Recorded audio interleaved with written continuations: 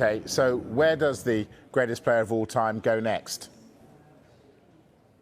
Well, I'm not sure he is the greatest player of all time. I think that's what he thinks himself. Who willing to pay him £500,000 a week? Somebody who's 37 years old, somebody who a lot of people would say is fading. Of course, he's not as good as he used to be. Why would he be at 37, even though he himself thinks differently? I think when we're talking about his next club, you have to say there is a possibility he would like to stay in Europe. He would like to be playing in the Champions League. He wants to score more goals. He wants more records.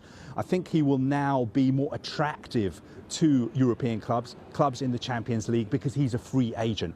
So anybody who wants to give him a contract doesn't have to deal with Manchester United. There's no transfer fee involved. You don't have to negotiate how much of his wages Manchester United are going to continue to pay. You just sit down with George Mendes, you trash out a deal. Obviously, he's going to want a big signing on fee as well, but I wouldn't discount him getting a move to a European club, a club who are in the Champions League. If he's chasing money, of course, you have to say Saudi Arabia. We know for a fact, he said it himself, he had a big offer to go to Al Hilal in the summer. I think they were offering him a package worth in the total of £300 million.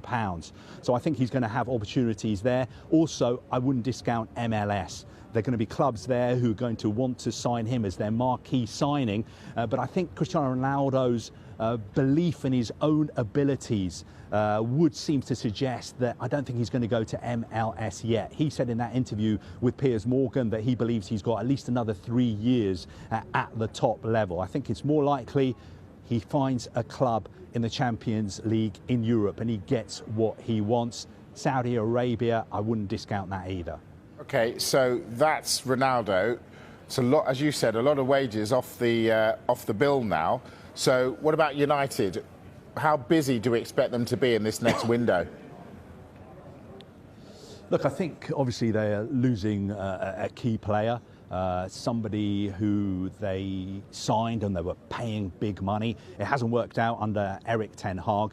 The first thing to say is I think the timing suits Manchester United. This has been dealt with quickly. The second thing, from a financial point of view, Ronaldo is reported to be on £500,000 a week.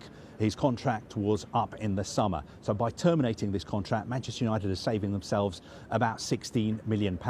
Now, we know they wanted to sign another forward in the summer. I would expect them to try and sign another forward as well in January. But I don't think they're going to panic.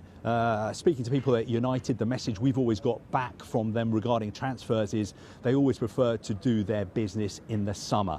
That is when United tend to spend big money. And you've got to bear in mind as well, Cristiano Ronaldo hasn't been a key player for them. That is what he was frustrated about. He was frustrated about the fact that he wasn't starting every single game.